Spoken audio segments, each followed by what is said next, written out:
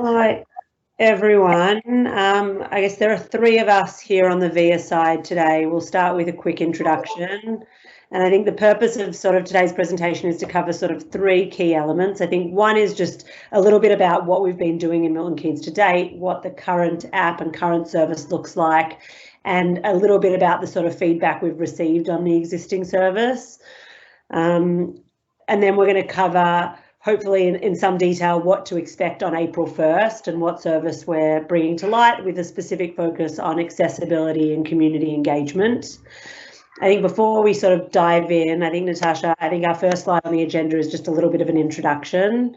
So starting off, I'm Jess, I'm our UK country manager. I've been involved very closely with Adele and the Milton Keynes service for, I guess, at least we've been operating in Milton Keynes, and I've been sort of very involved in Milton Keynes for the last 2 years, and then obviously sort of more and more over the last few months.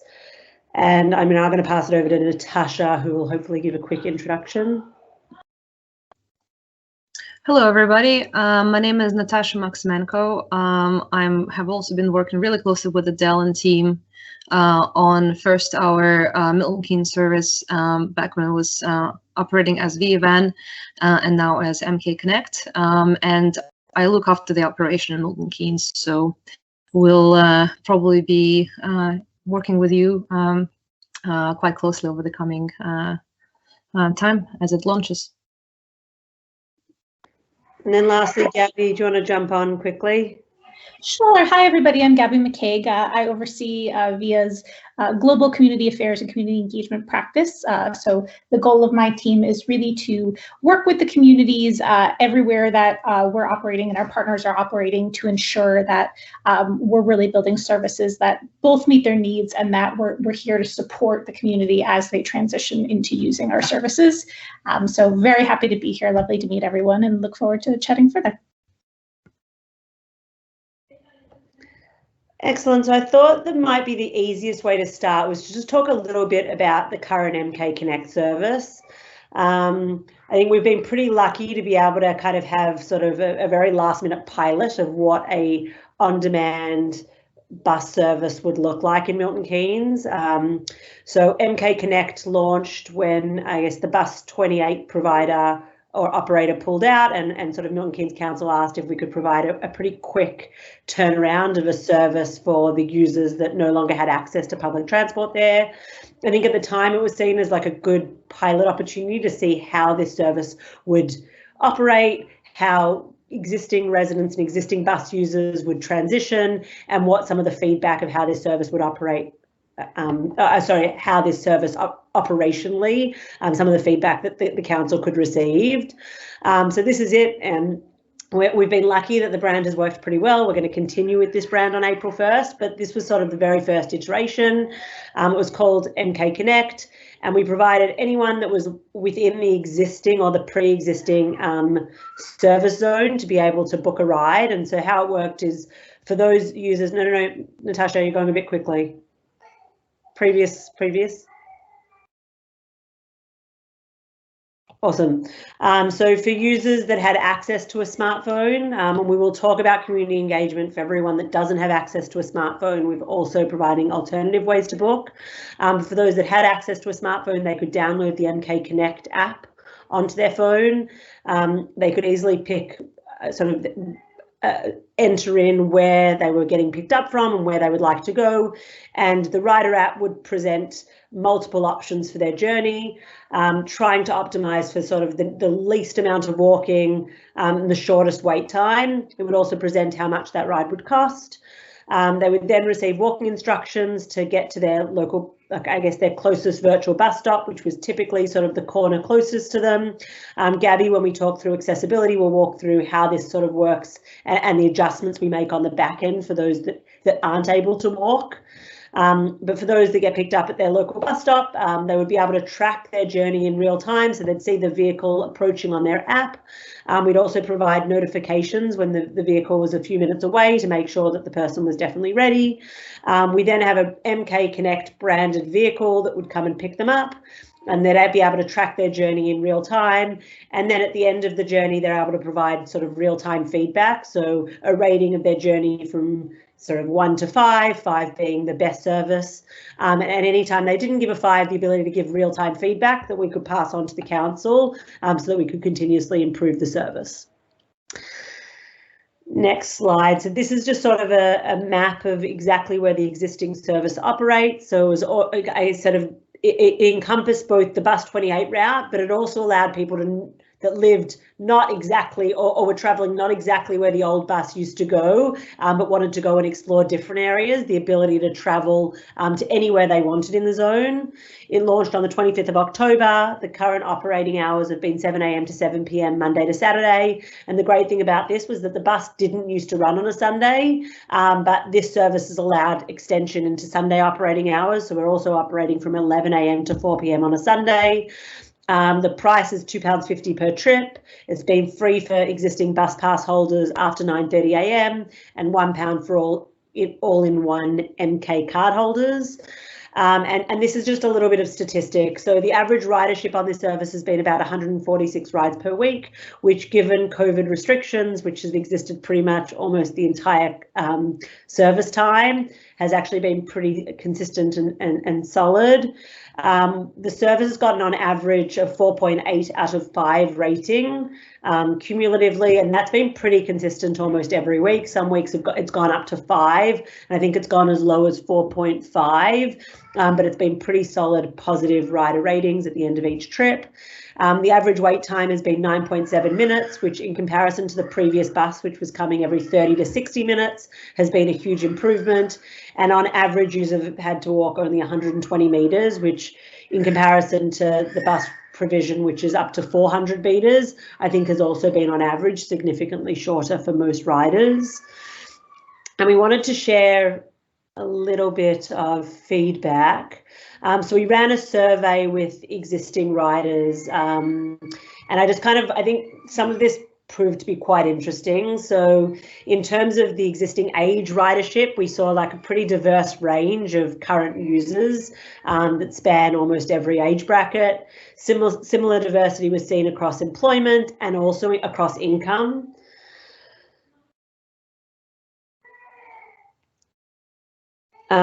I think one of the things we sort of liked was that, it had very, very strong, people kind of had very, very strong like views.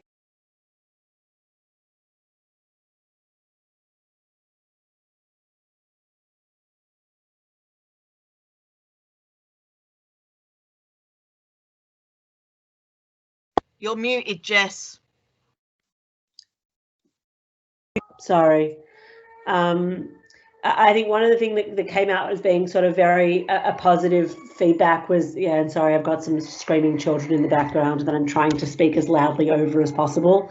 But one of the things that came out as being that very, very positive was just how disappointed people would be if they saw the end to the service and some of the key benefits. So I think the 2 key benefits that stood out was that this provided a much more cost-effective form of transport for most users, many of whom were not relying on the bus previously because it came so infrequently, and that also that they'd seen a huge improvement to their commute. And I think this had to do with the fact that they were now waiting on average 9 minutes instead of 30 to 60 minutes, which just allowed much more flexibility when it came to like leaving home. So I think both of those trends tended to be pretty positive. And then I think the last slide I wanted to cover on some of the feedback, actually there might be 2 more. So one was things that they most liked, so convenience, reliability, safety and affordability. So I think 4 really, really big things that we sort of pride ourselves on as a service. And when it came to things that they could improve, there was very little. I think, reduced wait times, given that the average wait times were 9 minutes. Obviously it's always great to have like instantaneous service, but I think, that kind of is something that we think we've continued to work on, but is already probably quite positive. Expanded operating hours, which I think is going to come on April 1st. And, I think one other person might have said sort of clearer real-time visibility. And then the final thing I just wanted to call out and these are just sort of 6 people who gave sort of more detailed feedback. So one said that this was a great service, fantastic value for everyone, and they're very much looking forward to it being extended to further places and more hours of the day. reliable, very friendly drivers, most reliable service, polite drivers and affordability, a safe, affordable and reliable and eco-friendly transportation service. So I think most of the feedback we've gotten, it even when we've asked to like put anything you want to put in, has been very, very positive. And I think things that we're going to continue to work on and make sure that as this service grows to more people and a larger segment of Milton Keynes residents, that we get the same level of enthusiasm and positivity is definitely a goal when we expand on April 1st. So I'm now going to hand it over to Natasha to talk about what we can expect on April 1st, what's changing, and some of the plans we've put in place. Thanks, Jess. So really, you know, this current service that Jess described gave us some really great insights about what works, what doesn't. And as we launch and expand on April 1st, our goals is primarily to make sure that the new service provides equal access to residents of Milton Keynes. We maintain the high level of quality that we have already been demonstrating, and at the same time make sure that we, as we deliver the service, we continue doing that in an efficient way. Just pausing for 2 seconds. It looks like someone else has taken over sharing and is sharing something else. Oh, I don't know if you want to take over sharing. 1 second. Thanks for flagging that. All right.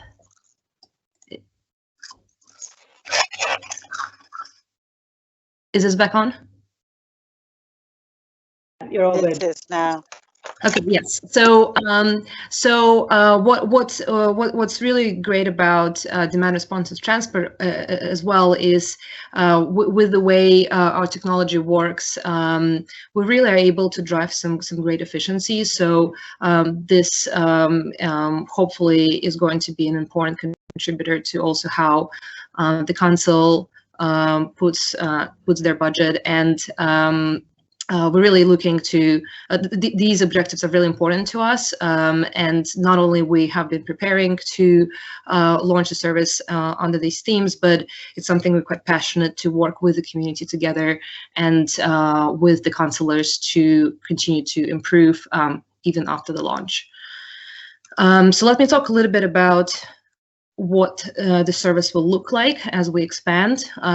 So we are going to be growing a service zone quite massively, and effectively it's going to cover the Milton Keynes borough borders, going all the way up to Olney and a little bit further. So very much covering the borough borders. We are going to aim for still quite good waiting times, and these should be much better waiting times than typically people get, especially in some of the rural areas. So what passengers can expect, about 15-minute waiting time in the city areas and around 30-minute waiting times up rural areas. Our walking distances should remain really similar. Again, you know, if it's a rural area, it might be just a little bit of a longer walk, depending on the roads available there. And in addition to the current ways to book, which is smartphone, tablet, and calling a phone line, we're also introducing an ability to book using a web portal. So anyone with internet access and a computer will also be able to use the service. Our hours operation will be extended to cover 6 a.m. to 11 p.m. Monday to Saturday, and then extended hours on Sundays as well from 9 to 6. The pricing will stay very close to current bus prices. So it's going to be for full fares, $3.50 at peak hours, $2.50 off peak. We will continue accepting older persons and disabled persons bus pass, so English National Concessionary Travel Scheme. We will also continue accepting the Youth Concessionary Scheme, all-in-one MK card holders, to allow using on our service.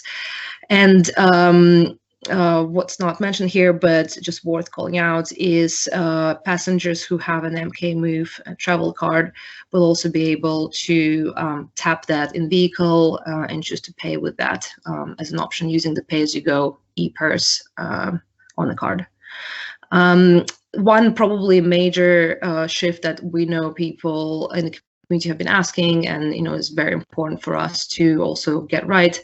We will be introducing wheelchair accessible vehicles in our fleet, and passengers will be able to specify if they need a wheelchair accessible vehicle, and we'll make sure that the right vehicle comes. And the other thing that we're doing is for those passengers, the vehicle will meet them very much at their address, so they won't need to walk to meet the vehicle, but we'll try to get as close to their door as possible. For other users who might need special accessibility features, our smartphone app supports all of the standard iOS and Android accessibility features for hearing and visual impairment. And we also are introducing an ability to specify special needs. We plan to take those over the phone for the moment, just to better understand during the launch period what kind of requests and needs some of the passengers might have. But as an example, if there is a visually impaired rider who wants to use the service and they want to make sure that the driver is aware of this, they'll be able to give a call on our phone line, let the agent know. We'll put a special note on their account, and the drivers will be notified for such a booking to expect this, and the vehicle will also come as close as possible to the passenger's pickup address. So I'm happy to talk more about this, and Gabby, you can also jump in and give some examples of how we do, how we accommodate the special needs in other services that we run. But in the meantime, I'll carry on to talk about in more detail sort of what to expect. So I've explained the channels in which people can book.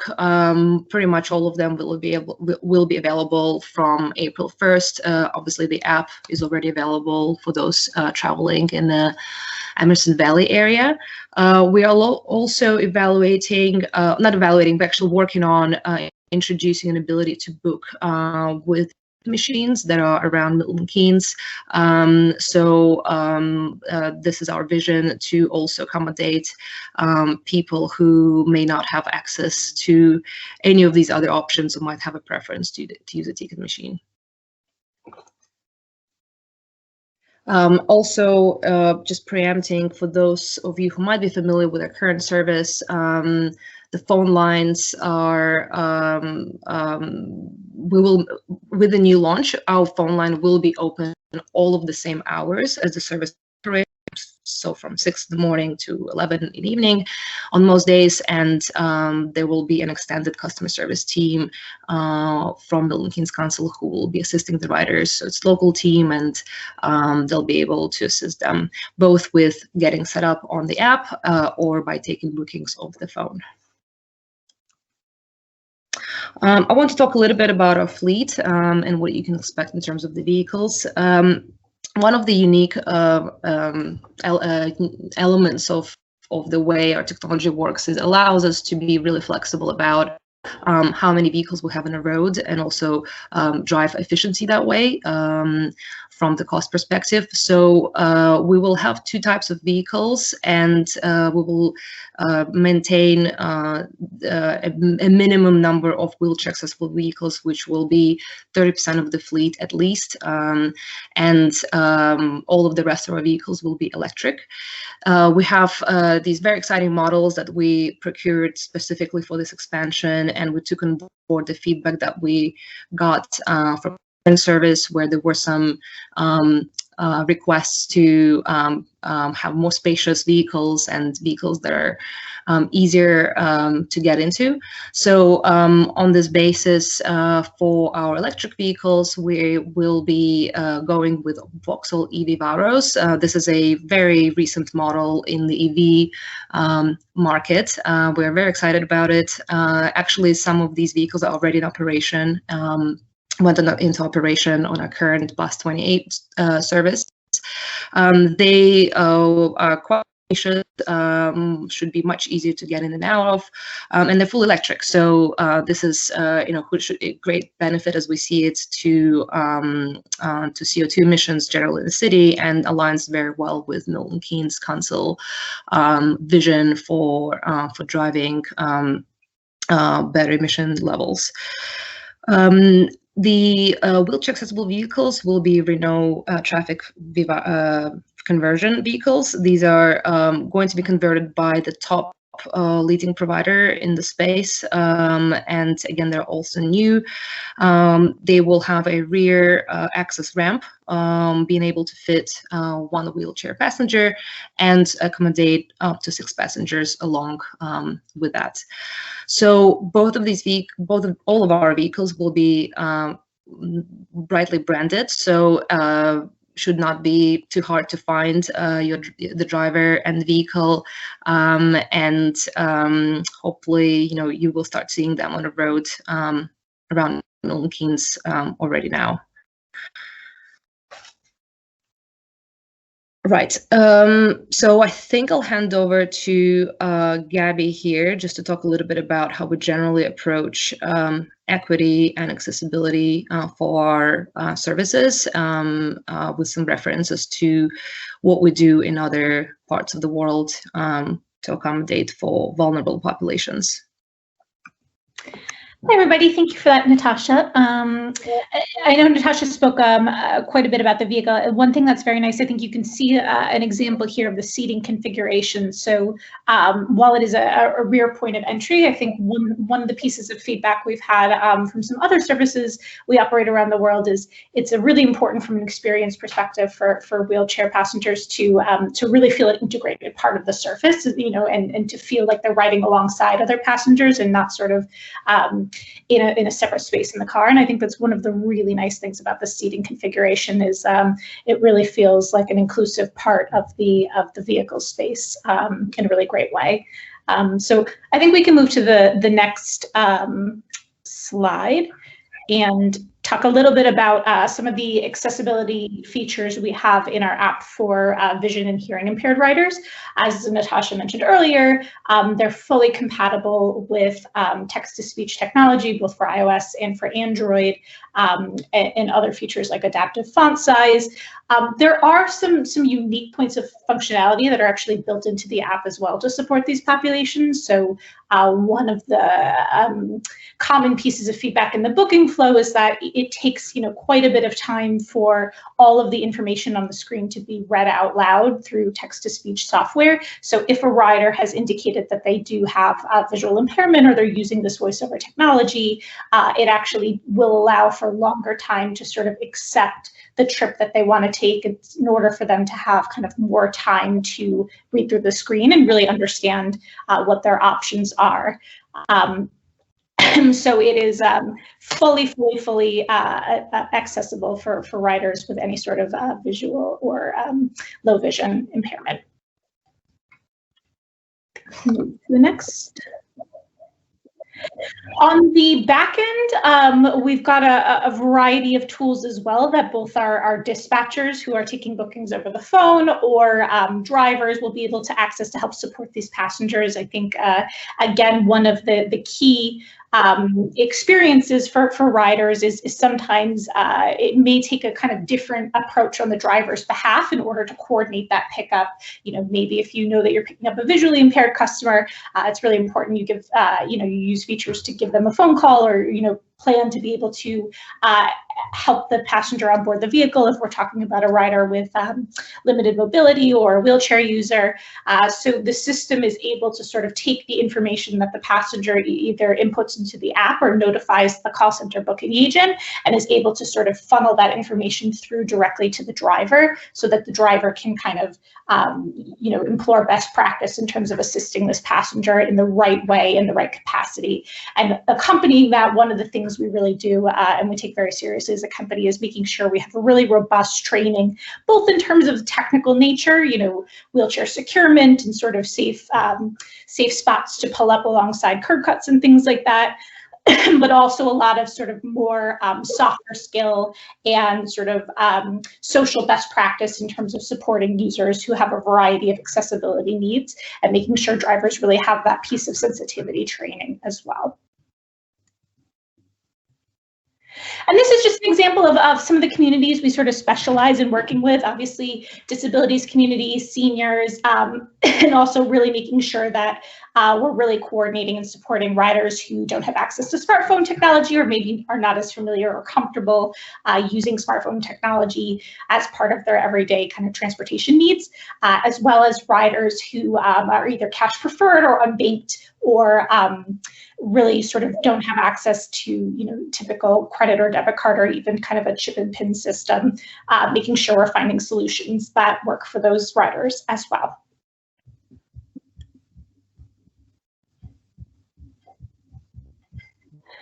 And so, you know, as a team at VIA, our community engagement team, we really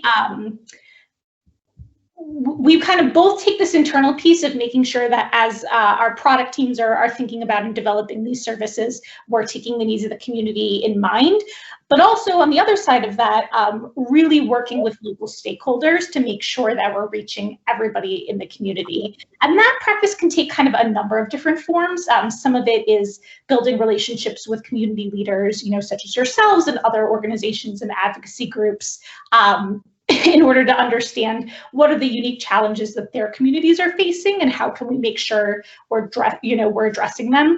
Another huge component of this is rider education. You know, a service is only as accessible as people understand it to be. So even if you have all this great stuff, if you haven't found a way to kind of get this information in the hands of riders in a format that's really digestible to them, it's useless because folks won't know that they have this great resource available to them. So we take a lot of time to sort of work with the community to ensure that also in terms of how we're thinking about and marketing services, we're really making sure we are educating riders sort of in how to engage with the service and kind of make sure nobody's kind of left behind. So this here is an example of a material we've created specifically for the Milton Keynes project that we're already distributing out in the community, which is a really in-depth sort of pamphlet, which really explains in detail how to use a service, all questions that they may have around access and accessibility and driver safety, and really tries to help educate and help answer any questions folks might have and kind of instill a level of confidence and comfort in their ability to use the service.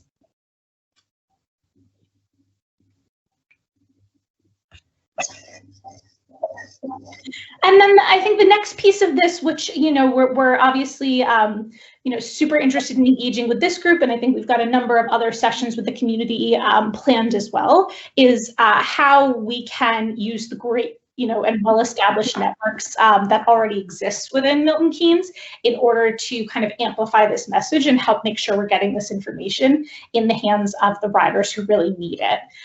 So, you know, the way we think about this internally is, you know, identifying the right organizations within the community to kind of reach out to, building materials that we can, they can leverage to distribute to their, you know, constituents. And then also, I think a key piece of this as well is offering live sessions and kind of doing training and information sessions with the staff of these organizations so that they also feel really confident and comfortable in talking about this service and really supporting riders who may run into difficulty accessing the service or may have additional questions about the service, just making sure we have a lot of physical touch points kind of everywhere in these folks' day-to-day lives that really can help support in their adoption of the service. And I think that's everything. So maybe just Natasha, I'll kick it back over to you. Yeah, thanks, Gabby. I think Adele would be happy to answer if you think that's the right time. Yeah, I think that was brilliant. Thank you all. If you want to take that, unshare your screen, and we can start Q&A. And I have 5 lined up already. I can. So I think I've got these in the right order that the hands went up. I believe Jenny Farrens has a question first. You'll all be on mute, so you will need to unmute yourselves.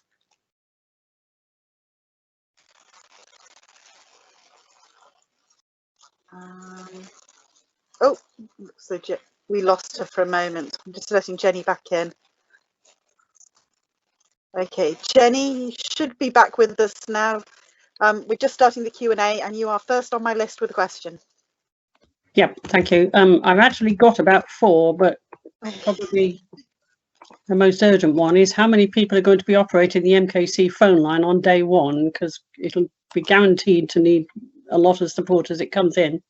But also, will you keep groups of people together?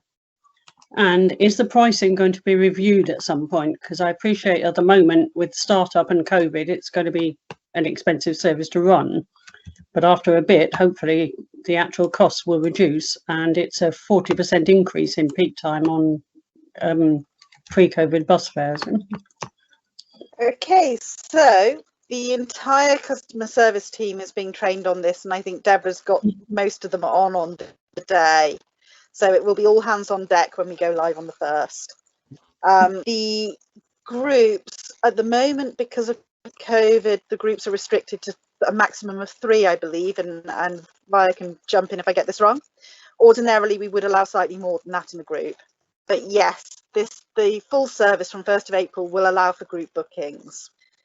And regarding the pricing, we have set a review date 6 months into the contract where we're going to do a full review and look at all of the data we've got and the financial situation and work out whether or not we can do anything around.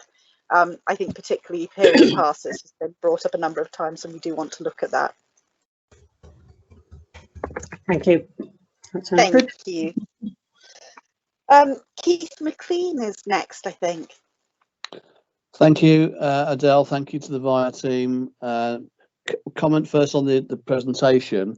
You just look at all the stats, and particularly the one about 146 being the average number of journeys per week since it's went live. I'd be interested to know, and I thought you might have put up the number of repeat journeys in that period. So how many people are going twice, 3 times a week? Very pleased to hear about the support for people with any sort of disability. We must remember, of course, that not all disabilities are physical. So I just want the question there is, are your drivers trained to a higher degree than just a PSV driver to help in a different way that a bus driver may not need to help a disadvantaged person, but with a smaller vehicle? So that was a question.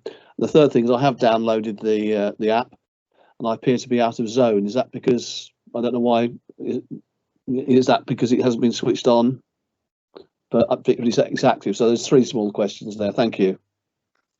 The out of zone is, yes, because we haven't extended the zone, and we won't until very close to the launch day to take in the whole of Milton Keynes. So it is just the service 28 at the moment. If you want to do a test journey just to see what's offered, you can move the pin or put in an address that's within that sort of service of 28 Tattenhoe, Emerson Valley kind of area, and just get a look at how that experience works. With regard to the repeat journeys, as we get to the end of March, well, and to be fair, probably after the 1st of April, when we have time to breathe, we will want to do a full review of how the 28 went. And we did a little update, sort of quarterly newsletter a little while ago on the 28 replacement, and we will do that for the whole period that it ran, just as that service, sometime in April, and get that out to all of the parish councillors and ward councillors. And I've forgotten what the other question was, but I remember thinking it was probably one that it was to do with the level of training that the drivers have to support people of various disabilities, of which some are not visible. Can I pass that to Yeah, sure, Natasha.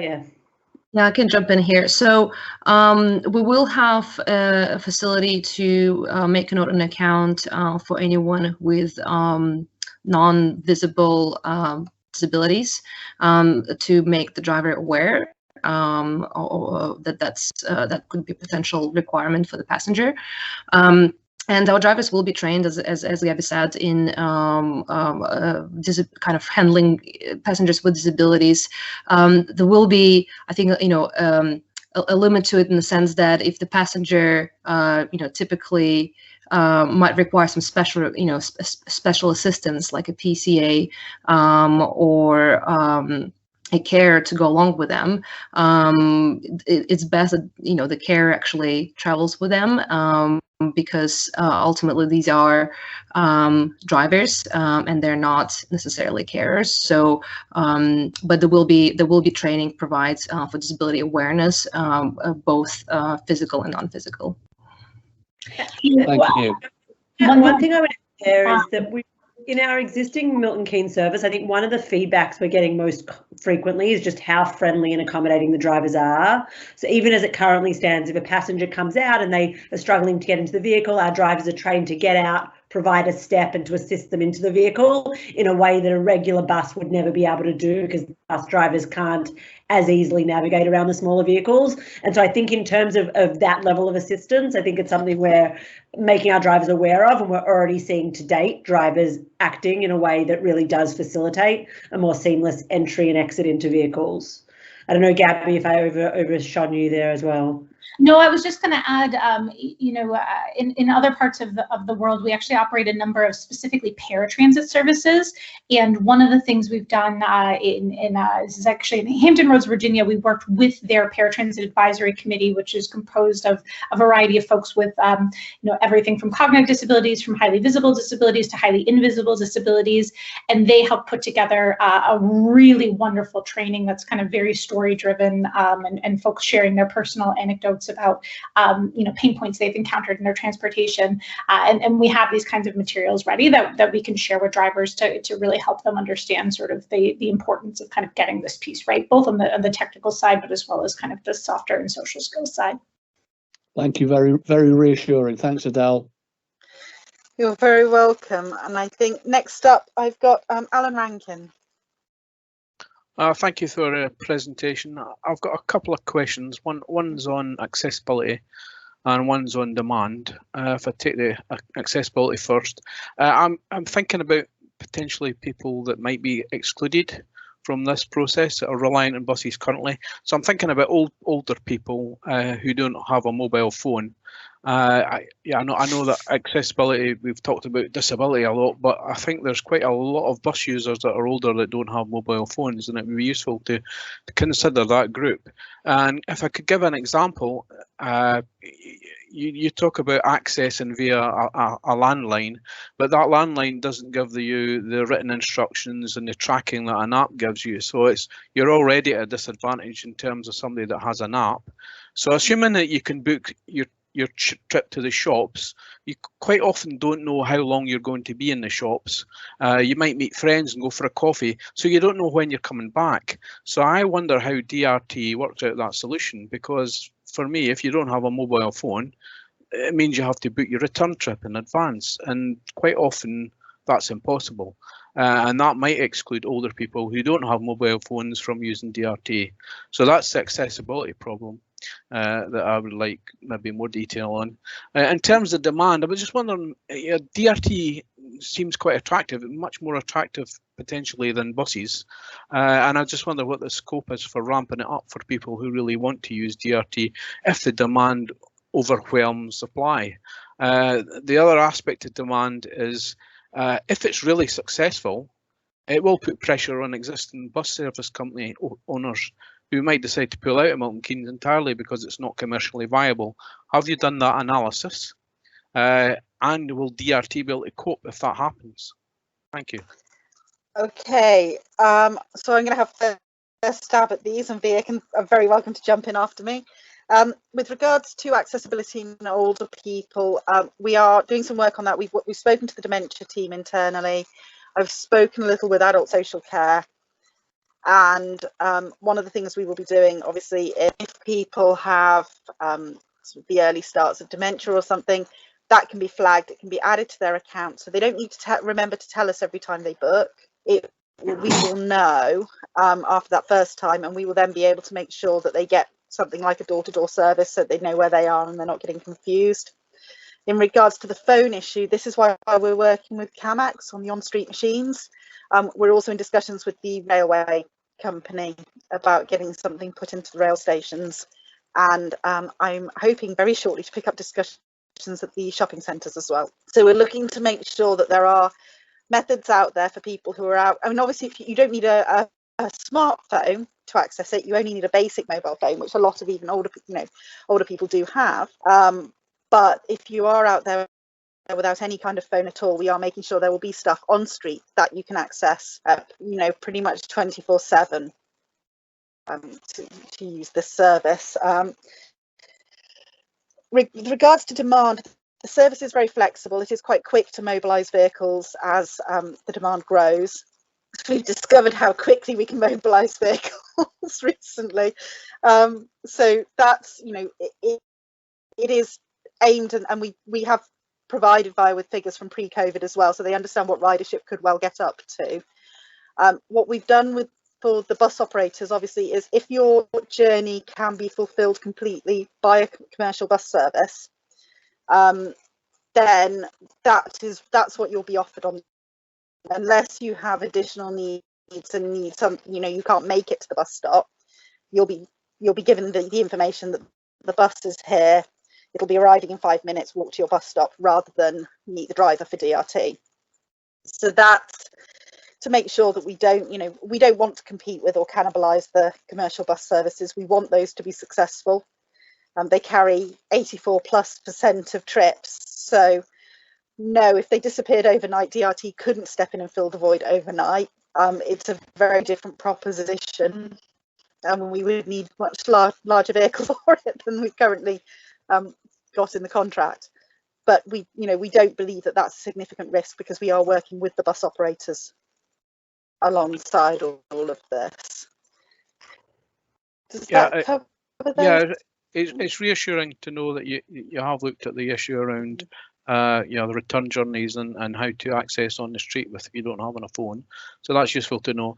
In terms of the bus companies, I was getting a wider, there's a sort of critical point, a critical mass, and you're taking some of that mass away for bus companies. So I'm just wondering if the whole commercial package, it's not competing individually on a bus route. It's actually taking a number of routes away from operators and leaving them with some. Will that be enough critical mass for the bus operators to sustain themselves? That was really the question. Well, our main bus operator in the area are certainly committed to continuing the services, that their commercial services they have. We also have, obviously, COVID has created a unique situation, and there's been just this week an announcement about how recovery and management of getting bus services, bus operations back on the feet is going to be dealt with over the next few years. It's a really interesting time for bus operations, and we could talk about that all night, but I think we've got other people with questions. But we are working with the operators, I would say, and the routes that were commercially viable are all still in place. Yeah, and they are committed to running those. Adele, there is also, sorry, of course, I was just going to put in a 10-second support. Go on. In our other services, I think one of the things we've found, so I think to kind of double down on what Adele said, we're integrating directly with live bus feeds, such that if ever there's a trip that you're requesting on our service that can be done by the commercial network, we will not allow you to book a demand responsive. We will push you to the commercial network. And what we found in other services where we've done this, we've actually started encouraging more public transport usage, because people that are used to taking the DRT all of the time, let's just say because there's not a good commercial bus that serves their network, when they're out in a different part of Milton Keynes and they go to book a demand responsive network that can be served by the bus, they essentially get pushed to the bus in a way that they wouldn't have potentially historically used. And so we've actually found an increase in public transport usage. And so our view is that improving the public transport network is good for all types of public transport. And what we're really trying to do is reduce single occupancy vehicle trips, reduce the need for a family to get a second vehicle. And I think Arriva and our other sort of partner bus, like large bus operators, are somewhat in favour of that. So I'm not saying it's not a concern. I think it's a valid one to bring up, but I think we're doing a lot of work to kind of mitigate that and actually to try and improve things for the commercial network as well. Oh, thank you. I wouldn't like to lose any bus companies because there is extra support on its way, and I won't take up any more of your time. Thank you. Thanks, Alan. And I think next in line is Sue Smith, who's been waiting very patiently. Thank you for the presentation, Adele, and the rest of the team. I've got a couple of things.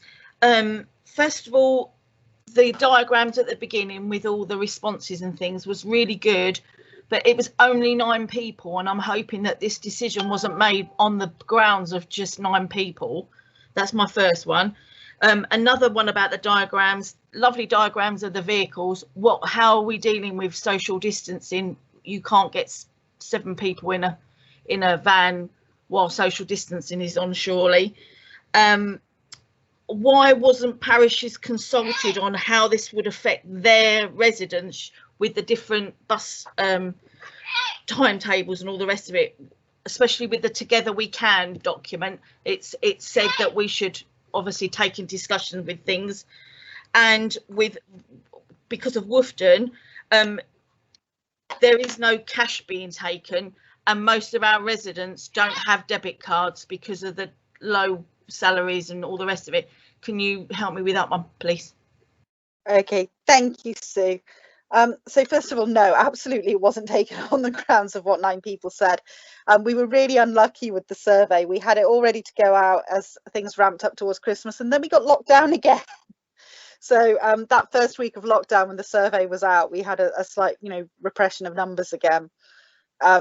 It's been, the decision was taken back in September and then again in November through delegated decision. So it was all in the public forum. We had scrutiny on it, and we did do some presentations again like this, one to the parish and one to the ward councillors back when all of that was going through. And so it was just timing really that the 28th ceased back in October when all of these decisions were going through, and ended up acting as a bit of a pilot for us and a bit of a way of exploring the impact on people and what things we needed to learn, and it has been really valuable from that point of view. The vehicles at the moment are only carrying 3 passengers because of social distancing. I think Bayer can probably expand on this, but they have put really solid COVID measures in place. And the cash issue we are addressing. I'm working with a couple of providers at the moment. I'm talking to both PayPoint and PayZone to find a solution so that people can top up their MK Move cards with cash as well as by debit and credit card. So the app will only take debit and credit card, and the MK Move smart card that can be used as a pay-as-you-go purse as an alternative to cash, because we don't want cash carrying on the vehicles, can be topped up at the machines on street or online. At the moment, again, that does rely, you can use chip and pin, but it does rely on a card. So we are looking at again making sure a cash option is in place for people to top that up. Is there anything I want to add to any of those? You covered it all, Adele. Thank you. Okay. I think I've got Alan Francis next, and then Dave. Go on. Sorry, Alan. Go on. Thanks. Yeah, the people from Bayer said that it was on the 28 pilot service, 146 rides per week. I'd expect that on April the 1st to go up maybe 50, maybe 100-fold. I just wonder if you've got any figures that you can tell us about what the number of rides you expect on April the 1st, and how you expect that to presumably to ramp up, sort of over time, and how many vehicles you've got available to service that, or can easily get hold of. And the other thing is the government published a new bus strategy Monday, I think it was. Does that have any impact on this launch? I'll pick up the bus strategy first, and then I will let Via answer the question about figures. Hi, Alan. Yeah, I've been going through it line by line, the new strategy, and I think it's really interesting, and I'm really pleased to see DRT is mentioned in it.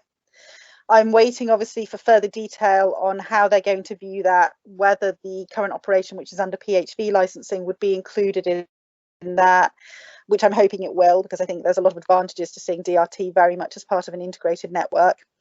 And I really, really I'm really positive. I feel really pleased with the message that's coming across, that public transport is really important and that we need to look at the network as a whole and we need to integrate properly, and that all of these different things have their place. So I'm feeling really good about that. It doesn't impact on the launch on April 1st directly, but I think it's certainly, I'm quite excited about the potential of it, and it's certainly brought some new elements into the review we'll be having of the contract at the 6-month mark, and probably some of the discussions we'll be having between then and now. On the demand side, I mean, without being specific, I think we've done a lot of modelling. So we've modelled out volumes at current bus ridership data. So Adele and her team have been providing us with sort of the weekly numbers of ridership across the Milton Keynes network. And so we've modelled out of that, and I think we're very, very comfortable that those numbers are very, very doable. We've then marked those up to like at sort of incrementally to just sort of have a look at kind of at various demand levels, how much extra supply are we going to need at peak and off peak, how are we going to do it. Like, we have very, very sophisticated simulation tools. We've modeled this out both at current levels, at pre-COVID levels. So let's just say within a month we went to exactly what we were doing on the entire network even before COVID, which is like, I think, a good 15x at where we're currently at, and how that would impact things. And then we've said, okay, what about if this is so successful that we double bus ridership, and what would the impact on that be? And I think a few things to note is, one, we're kind of very, very comfortable in our ability to supply, to increase and decrease supply pretty quickly, that we don't actually think that we're ever going to have an issue on supply. So that's like period one. We're hoping to target ETAs of 12 to 15 minutes. I think that the downside of it being like triple as popular is, ETAs might go from 20 go to like somewhere like 15 to 20 minutes, which is still well within our contract minimum. So we're very, very comfortable at sort of our supply situation. I think the one thing that we would say is that the contract also has this, and I think maybe it was, I don't know if it was you, someone on the previous meeting brought up this hub and spoke type model of sort of very high passageways that kind of connected to other points. And effectively what we did as part of our sort of preparation here is say, okay, let's just say if this gets insanely popular, maybe a hub and spoke model would need to work. And we just made sure that we could operate it at the same subsidy level without asking for any additional money, in a way that would provide the same quality of service to everyone. And we're very, very confident that our setup will allow us to change that model pretty quickly. So I'm hoping that the service is as successful as you're sort of hopefully predicating. And if it is, hopefully we're able to reduce single occupancy vehicles, increase public transport and accessibility for everyone, and to do so in a way that doesn't change any of the unit economics for the council. So we're on it. We've done a huge amount of modelling, and I'm very, very confident. Can you give us an actual figure of what you're expecting? No, I'm saying that we had access to 50 vehicles if we needed on day one. Our current view is that we're probably going to need closer to 20. And so that is sort of where we're planning at. I think our ability, the good thing about this model is that we are able to flex that up and down pretty easily. I think in terms of the very shiny white vehicles that we've procured, there have been close to sort of, I think, I don't want to misspeak, is it 15 white electric Vivaros that we've procured, Natasha? It's 13 at the moment. 13. And therefore like 5, and then therefore I guess the 5 wheelchair accessible vehicles to make up the 30% is sort of, but I think on top of that, we have a huge amount of excess supply. We have a vehicle partner that has fleets across the globe, a huge number of fleets, and the ability, like we've got a contract that we can just continue to add vehicles to the fleet if and when need be. So we've modeled it out on current user ridership, and as ridership grows, and if it grows, we will add vehicle fleets such that no one will notice. The idea is that quality of service will remain the same. Okay, thank you.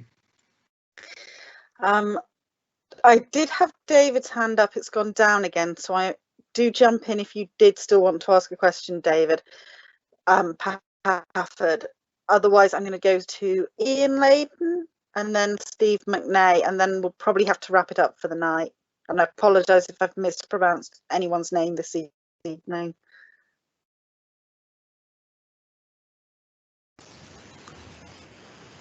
Okay, thank you. Shall I ask the question? Yes, yeah, go for it. Okay, right.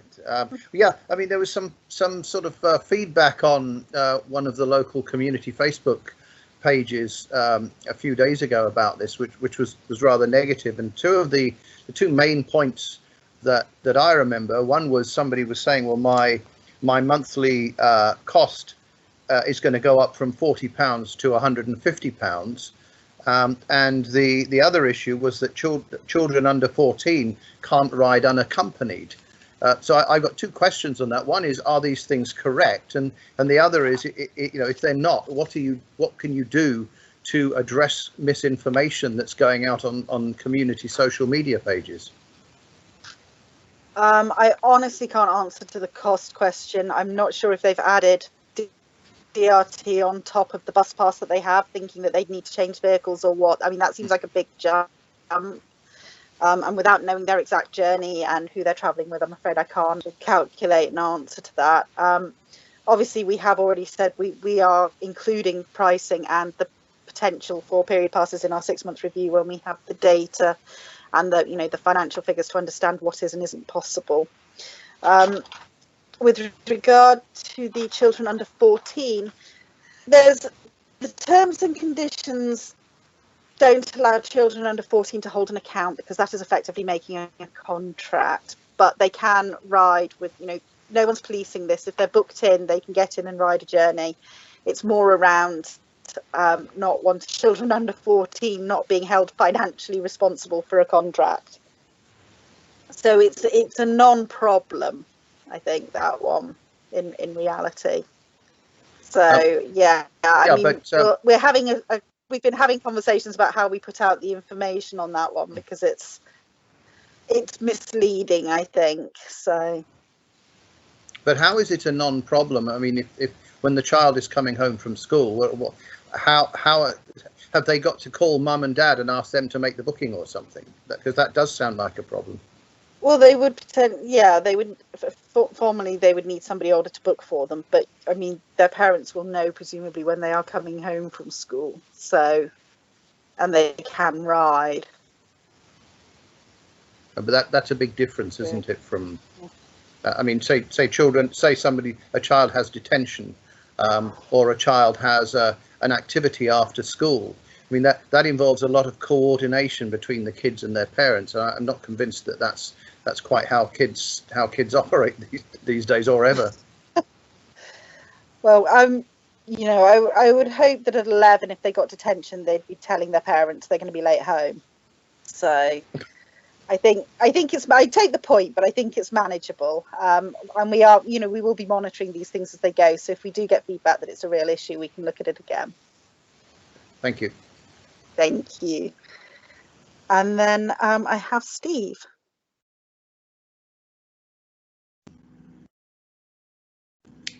Did you want me to ask my question, Adele? Yes, please. Okay. Sorry, if you're all getting my chin, it's because I've got a big screen that I'm managing things on, and I keep looking up at that instead of down where my camera is.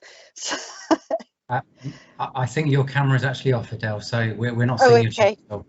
The question I had was, my understanding is that if your journey is starting from within 400 metres of an existing bus service, you will be ineligible to ride the Via Van or the DRT unless your journey is ending at a place which is unsupported by any bus journey.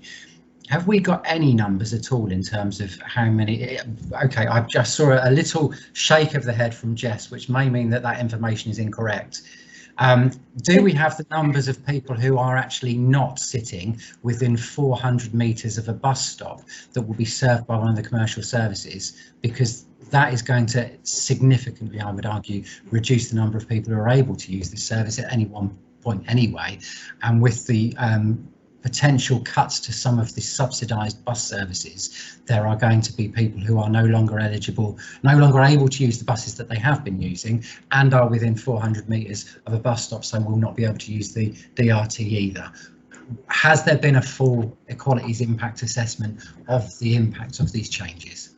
Yes, so I think maybe I'll just make it a bit clearer about how the commercial bus network works and that integration. So it's not that you just have to be next to 400 metres from a bus stop. I think that would be like I think the whole point of this is that if there's an equal journey on a commercial network, we don't want to be taking off the commercial network. So let's just say you live 400 metres from a bus stop, but you're going to have to make 2 changes to get to your end destination. Like that is something that is not equal to the demand responsive journey. So I think the setup here is that there is a time threshold for how much longer the journey would take on the commercial network versus the demand responsive network, and that you're within 400 metres both at pickup and drop off.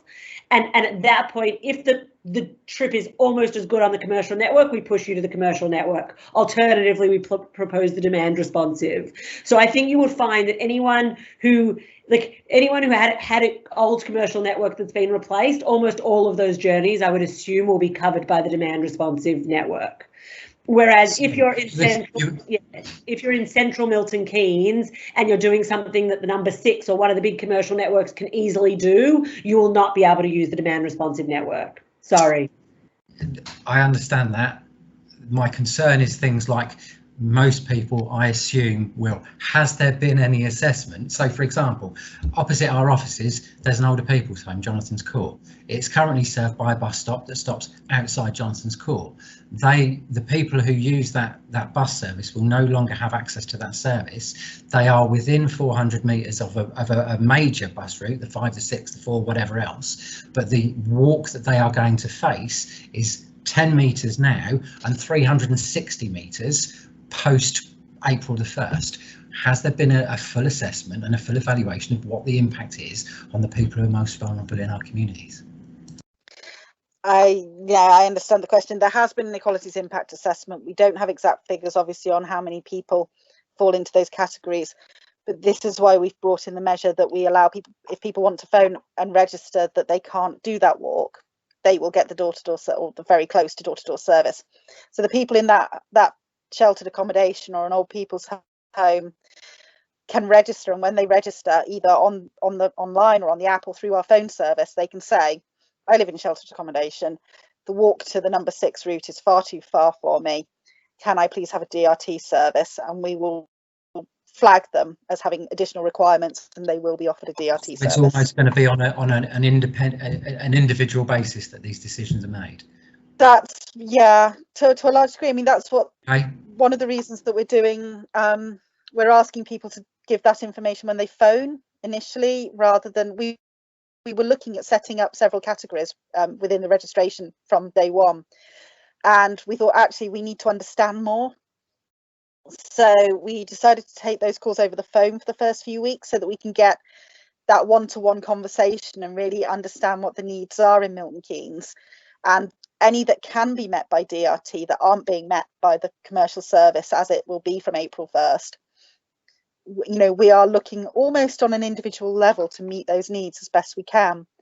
And while we acknowledge we're not going to be able to meet every need for every person, you know, with this service, I think it will do more for a lot of people than traditional bus services have been able to do in that adaptation.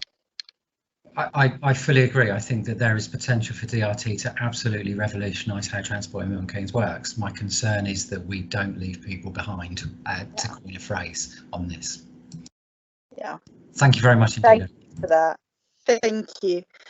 I'm going to stop there because it is now 7:10. But as I've said, both Jen and I are quite happy to take questions in follow-up to this, and we will compile some, you know, answers to all of those, and get Via to chip in when we need them to help us complete that and get that distributed back out.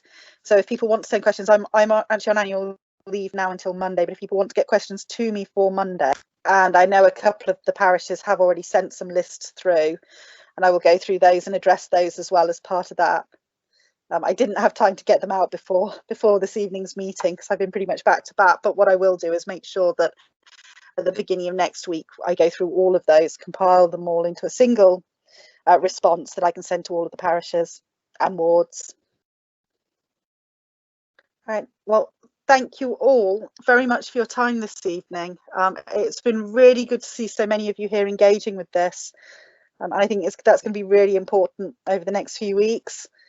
I have just my very last comment is the brochure that was shown in the slideshow, the detailed brochure, will be coming out, if it hasn't already, via the liaison office. It is going to ward count the all councillor list and the all clerks list, and we are asking the clerks to send on to all of their councillors that brochure. We're also getting a large number of them printed, and I'm asking for those to be circulated to parish officers as well as to the bus operators to go on the bus routes impacted by this change. So they'll be coming out this week, and the physical copies probably at the beginning of next week. All right, and on that note, enjoy the rest of your evening, and thank you all for your time, and especially thanks to Fire again for their time and presenting to us. Jess has done quite a few of these with me now. All right, thank you. Thanks, Adele. Thanks, Jess. Thanks, everyone. Ta-da, tea time. Bye-bye. Bye.